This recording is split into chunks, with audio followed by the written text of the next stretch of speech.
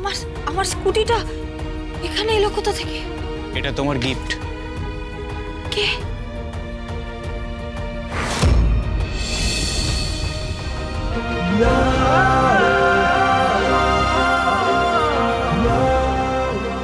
তোমার সঙ্গে দেখা হওয়ার 1 বছর পূর্ণ হলো।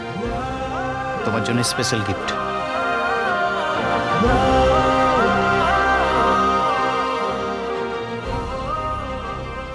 আমার স্ত্রীর জন্য আমার তরফ থেকে উপহার।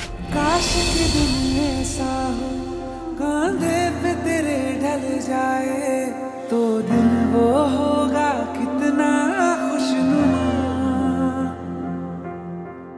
तेरी तमन्ना ऐसी हर रोज बता के जाए तू रह जा बन के मेरा आसमां।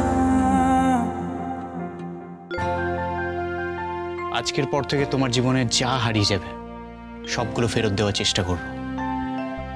গীতা, আমি সবার সামনে দাঁড়িয়ে বলছি, আমি তোমার মতো স্ত্রী পেয়ে ধন্য হয়েছি।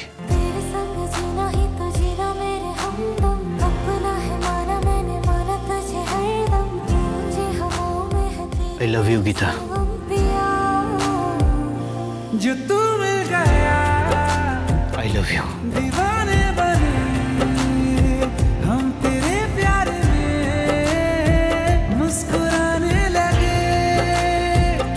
जो तू मिल गया दीवाने बने हम तेरे प्यार में मुस्कुराने। এটা চোখের জল নয়, এটা মুক্ত। আর মুক্তকে মাটিতে পড়তে দিও না। তোমার যখন কাঁদতে ইচ্ছে করবে তুমি আমার কাঁধে মাথা রেখে কাঁদবে। तेरे संग इश्क है रब ने लिखा रब ने অনেক রাত হয়ে গেছে, ঘরে যাও। पाए नजारे हैं तेरे किनारे पिया। जब से मुझे तेरा संग मिला संग से तेरे हर रंग खिला। तेरे सिरहाने ही मेरे सितारे पिया।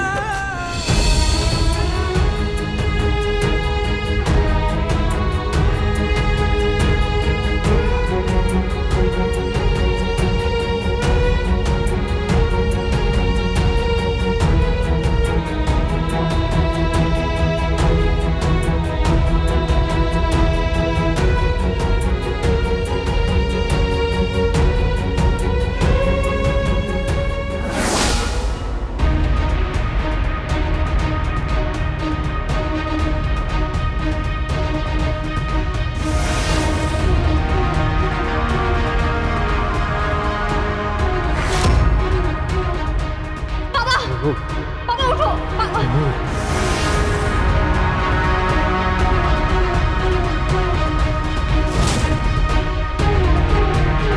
মুখার্জি বাড়ির গয়না বিক্রি করে তুই গণেশ গাঙ্গুলির চিকিৎসা করাবি? তো লজ্জা করে না রে? হ্যাঁ, গয়নাগুলো ফেরত দে দিদি। গয়নাগুলো ফেরত দে গীতা। পারলে এবার বাবার চিকিৎসা করে দেখা। যা মেজো কাকামণির অফিসে গিয়ে সেই কোম্পানি থেকে জয়েন কর, সেখানে গিয়ে চাকরি বাকরি কর। আজ যদি গণেশ গাঙ্গুলির কিছু হয়ে যায় না, তার জন্য তুই দায়ী থাকবি।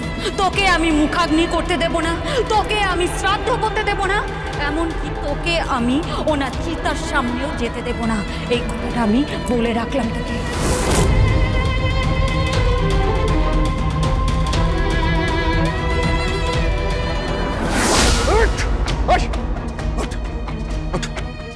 আমার এলাকায় থেকে তুই বেআইনি কাজকর্ম করবি?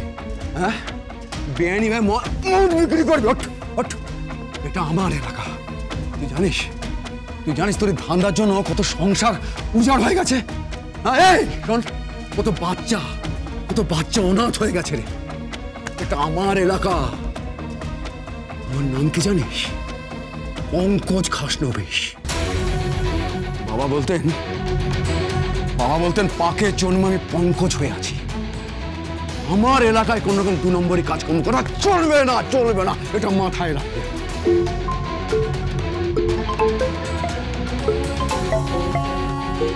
এই কে আছিস? ওকে নিয়ে যা, আপাতত লকাবে না। যা যা।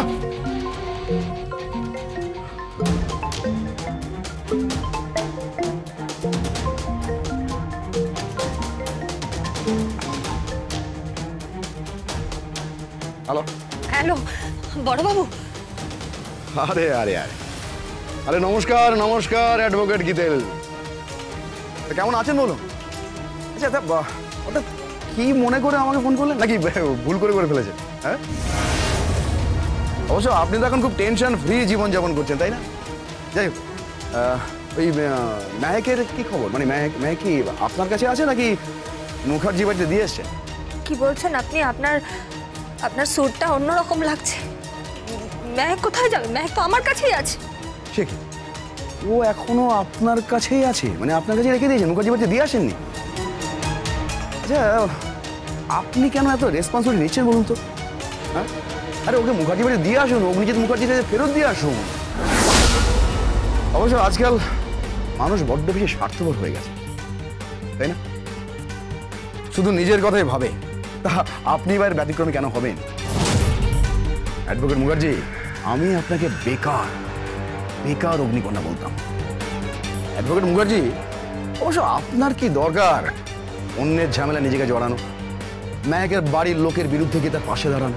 ভুলে যান, আপনি এতদিন যা করেছেন সব কিছু ভুলে যান।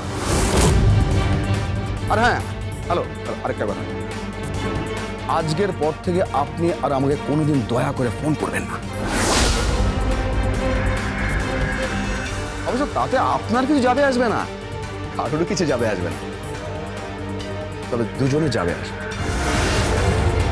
এক আপনার ননদ মেহেক, আর পদ্ম, যাদের হাত ধরার জন্য, যাদের সঙ্গে হয়ে যাওয়া অন্যায়ের বিরুদ্ধে প্রতিবাদ করার জন্য আর কোনো অ্যাডভোকেট গীতা এলএলবির জন্ম হবে না।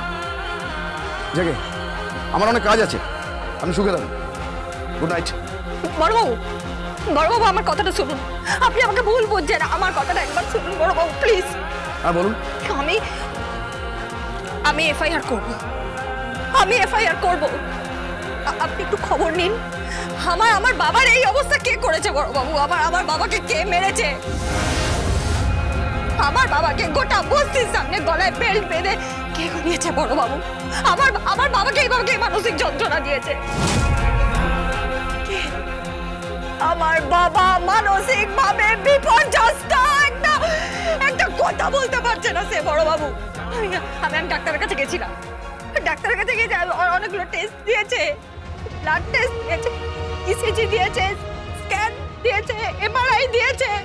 আমার সাইকিয়াট্রিস্টের কাছে দেখাতে বলেছে। অত টাকা নেই আমার কাছে, এতগুলো টেস্ট করার মতন টাকা নেই আমার কাছে।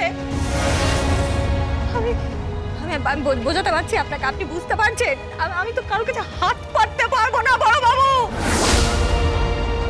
আমার দিদিকে আমি বলেছিলাম, দিদি এসেছে, ওটা দেখে গেছে, কিন্তু সাহায্য না করে আমাকে কথা শুনিয়ে গেছে। বলেছে আমি ঘরের খেয়ে বোনের মুখ তাড়াচ্ছি।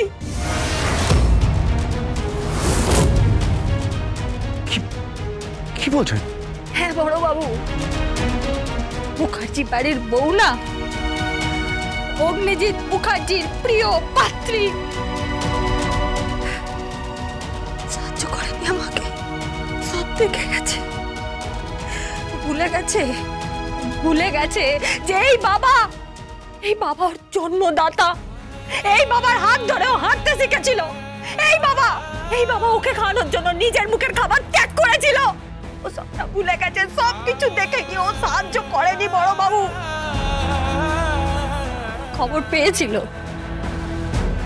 বাড়িতে এসেছিল, কিন্তু সাহায্য করেনি, কোনো সাহায্য করেনি। এমনকি আমাকে বলে গেছে যে আমি যদি এই কেসটা নিয়ে কোর্টে যাই, তাহলে আমার বাবাকে কাঁধে তোলার মতন কেউ থাকবে না, কেউ না।